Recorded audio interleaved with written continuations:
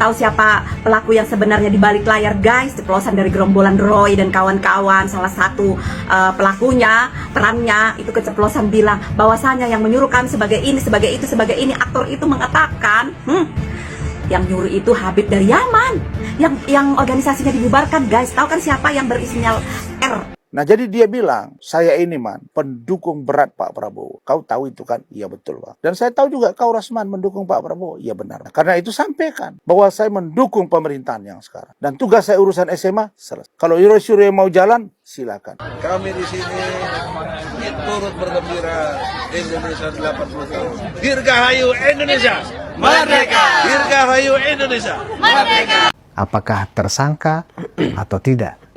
Kalau 12 orang itu, 5 orang, 8 orang di antara mereka menjadi tersangka, termul semuanya mungkin merasa inilah hadiah ulang tahun ke-80 ya bagi kita semua, di mana akan ada kepastian hukum.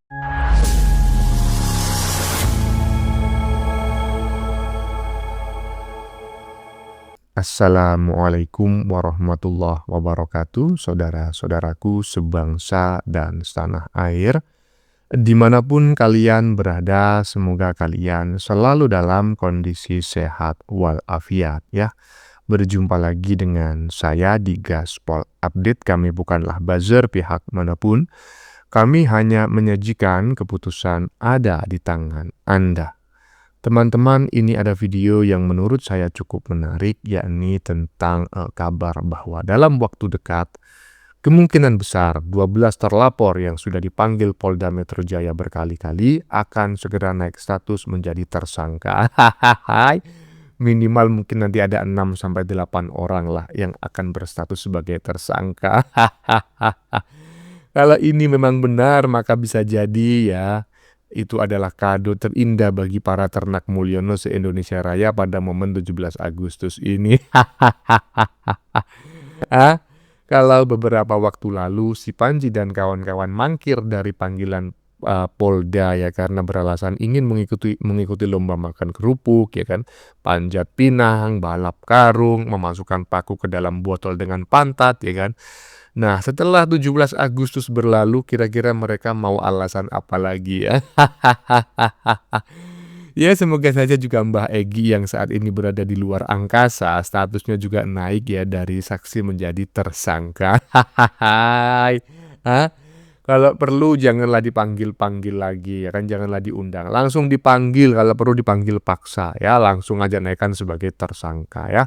Nah, bagaimanakah videonya dan bagaimanakah respon netizen? Mari kita tonton bersama, kemudian mari kita komentari bersama di bagian akhir video. Ini dia. Assalamualaikum warahmatullahi wabarakatuh. Kami diaspora Indonesia yang di Inggris, tepatnya di Leeds, 350 km from London. Kumpul di sini, alhamdulillah. Aman apa namanya? Hyde Park ya di Leeds. Teman-teman, ini Mas Bro, Mas Budi, siapa? Terus. Ini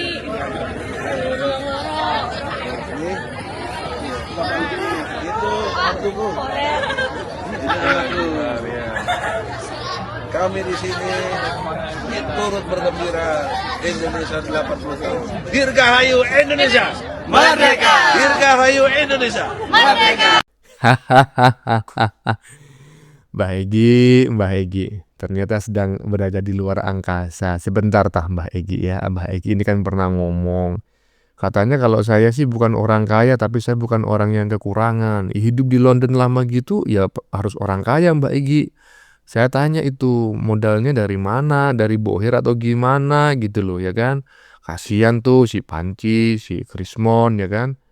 Masa sih uang dari bohir dilalap sendiri. Aduh, mencari dukungan siapa lagi Mbah? Amnesty Internasional udah ditolak ya kan. Itu diaspora, minta bantuan diaspora. Lanjut. Saya. Terus apalagi dia bilang, ketika saya ditahan di Polda Metro 2019, karena dianggap beliau itu menyuruh untuk melakukan revolusi, ditangkap. Ada satu orang penting di Jakarta ini yang saya juga dukung, ibaratnya berdarah-darah dan jadi.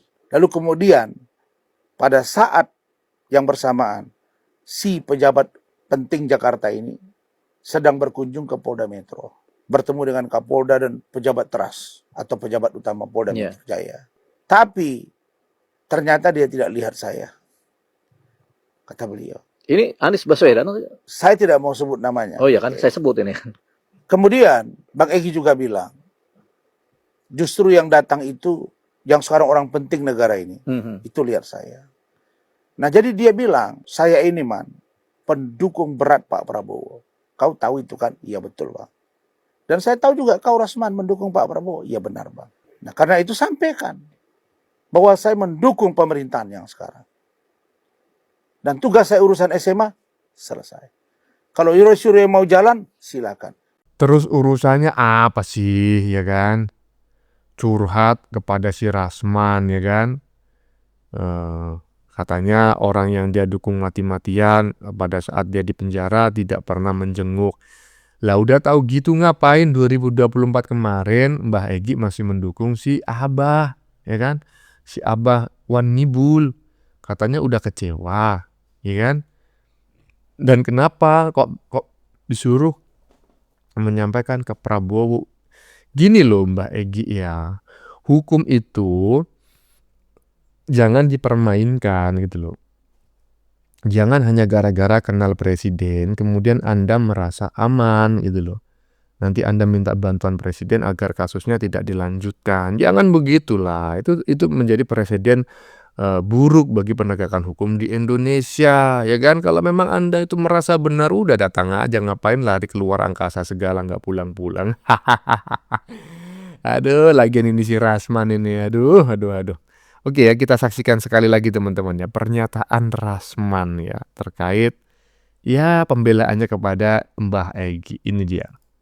Kalau Mabes Polri sudah menganalisa, katanya sudah termasuk mereka periksa ijazah Pak Jokowi SMA, S1, kemudian dinyatakan identik, Polri menganggap ini sudah identik dengan keyakinan mereka, ya silakan. Bang Egy juga nggak bisa paksa, kan begitu Bang? Nggak bisa paksa. Nah, jadi apa yang mau kami sampaikan di sini? Kalau urusan ijazah SMA sudah ada putusan, kemudian Bang Egy terkait dengan ijazah SMA, Bambang Tri sudah ditahan, Gus Nur sudah dapat amnesti, mungkin ini menurut kami ya, mungkin Polda Metro atau Bareskrim, mungkin mereka lupa, terselip, atau mungkin agak sedikit lalai sehingga Bang Egy masuk di 12 orang itu. Karena Bang Egy kemarin itu Dumasnya pun bukan kaitannya dengan ijazah S1. Ya gini man, ya kan? Kalau Mbah Egy itu tidak pernah menuduh, nggak masalah, ya kan? Mungkin menduga lah, ya kan? Saya menduga ijazah Jokowi itu palsu. Tapi setelah diteliti oleh Bareskrim, setelah diklarifikasi oleh UGM ternyata asli, ya sudah, karena Mbah Egy tidak pernah menuduh, cuma menduga. Tapi faktanya kan lain. Mbah Egy ini menuduh, bahkan masuk kategori memfitnah gitu loh. Karena dia mengucapkan sesuatu yang tidak pernah dia ketahui, ijazah Jokowi palsu. Dia aja nggak pernah ngelihat ijazahnya, tapi dia sudah mengatakan, dia sudah menuduh, itu bagian dari fitnah. Kalau dibiarkan atau kemudian, kalau begitu Mbah Egy jangan dilibatkan, jangan dimasukkan dengan gerombolan si maling panci, ya nggak bisa lah. Ya kan, TPUA itu dulu ketuanya siapa? Ingat loh, TPUA itu pernah mempersoalkan dan melaporkan ijazah Jokowi. Di saat TPUA itu ketuanya masih Mbah Egy. Ya kok enak aja macam kayak gitu kau itu. Lanjut. Semua termul di Indonesia sedang berharap apakah 12 orang terlapor terkait ijazah palsu Pak Jokowi minggu depan akan segera diproses dan langsung ada penetapan statusnya. Apakah tersangka atau tidak. Kalau 12 orang itu 5 orang, 8 orang di antara mereka menjadi tersangka, termul semuanya mungkin merasa inilah hadiah ulang tahun ke-80 ya bagi kita semua, di mana akan ada kepastian hukum. Itu kubu Roy Suryo CS. Ya, itu banyak orang-orang top. Yang boleh dikata orang-orang yang memiliki jabatan strategis dulu. Kita harusnya memberikan pemahaman kepada mereka bahwa yang salah ini jangan, artinya boleh dibela, tidak dibatasi pembelaannya, tapi jangan digiring masyarakat seolah-olah kita ini tidak salah, jangan. Yang bisa membuktikan bahwa ada orang besar ya dia yang ngomong nanti. Yang terpidana. Ada yang akan mengaku nggak ya? Ya bila mana Terpojok sekali rasanya. Sementara kan yang udah kita Tapi siapin kalau ini yang Kristen- besar ini kan Roy, Bang. Iya, mudah-mudahan saja ya.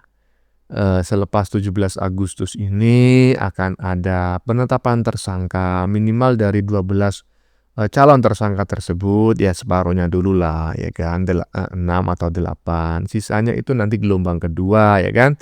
Sekalian juga masukkan juga itu si Tompel ya kan. Oh dia pengacara Bang, nggak bisa, dia kebal hukum.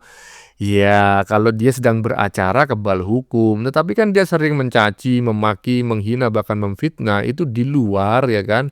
Ketika dia sedang beracara, berarti apa? Dia sedang berkomentar sebagai seorang pribadi gitu loh, bukan sebagai seorang lawyer ya kan. Iya. Jadi mudah-mudahan saja segera bersatu sebagai tersangka ya kan, karena itu akan menjadi hadiah terbesar, kado istimewa bagi para ternak Mulyono dari Sabang sampai Merauke pada momen 17 Agustus ini ya kan. Iyalah. Lanjut. Tahu siapa pelaku yang sebenarnya di balik layar, guys? Ceplosan dari gerombolan Roy dan kawan-kawan. Salah satu pelakunya, perannya itu keceplosan bilang bahwasanya yang menyuruh kami sebagai ini, sebagai itu, sebagai ini. Aktor itu mengatakan, yang nyuruh itu Habib dari Yaman, yang organisasinya dibubarkan, guys. Tahu kan siapa yang berisinyal R? Itulah di balik itu semua, dan yang berisinyal O kalau nggak salah itu. Itu yang organisasinya besar. Bahwa bayangkan guys, mereka dibuat begitu rupa untuk menjatuhkan Bapak Jokowi, yang dibuat drama bahwasanya ijazahnya palsu, ternyata itu hoax. Udah terbukti, tapi kenapa nggak ditunjukkan? Kenapa lama sekali ini segala macam bla bla bla, berarti begini begitu. Hei, kau siapa? Seorang presiden tunduk sama kau. Tetapi begitu kalian Bapak itu diam, bukan berarti kalah ya, karena kalian dianggap anak kecil yang merengek minta permen, nanti juga pasti berubah. Tapi karena kalian nggak berubah, makin lama makin melunjak, dilibaslah kau sama Bapak itu kan. Nah itu, jadi orang yang kemungkinan besar ada di belakangnya itu harus diusut juga. Kenapa demikian? Karena begini loh, ketika seseorang itu melakukan tindakan ya kan, dan tindakannya itu merugikan orang lain ya kan, kemudian hanya orang tersebut yang ditindak secara hukum, maka nanti akan terjadi lagi, karena aktor intelektualnya ini akan mencari aktor-aktor baru gitu loh, untuk menjadi ujung tombak. Saat ini mungkin si maling panci, si krisis moneter ya kan, Rizal Padilla, Dr. Mangkrak dan lain sebagainya. Kalau mereka semua sudah ditindak, mereka mendekam di balik jeruji besi. Tetapi aktor intelektual di balik isu tersebut, di balik fitnahan tersebut tidak dieksekusi juga ya kan, tidak dijerat hukum, maka nanti orang tersebut akan mencari aktor-aktor ujung tombak baru gitu loh, ya kan? Iya, jadi harus direspon dengan baik ya kan. Informasi yang berkembang saat ini bahwa memang ada aktor intelektual ya, orang besar di balik isu-isu yang selama ini berkembang. Bagaimana menurut kalian? Keputusan ada di tangan Anda, silakan tulis di kolom komentar baik Anda yang setuju maupun yang tidak setuju dengan isi konten ini. Sebelumnya saya memohon maaf ya jika dalam penyajian konten ini ada kata-kata yang menyinggung, kurang tepat penggunaannya, atau ada data yang dianggap keliru atau salah. Saya memohon maaf yang sebesar-besarnya. Kita jumpa lagi di lain video. Salam NKRI.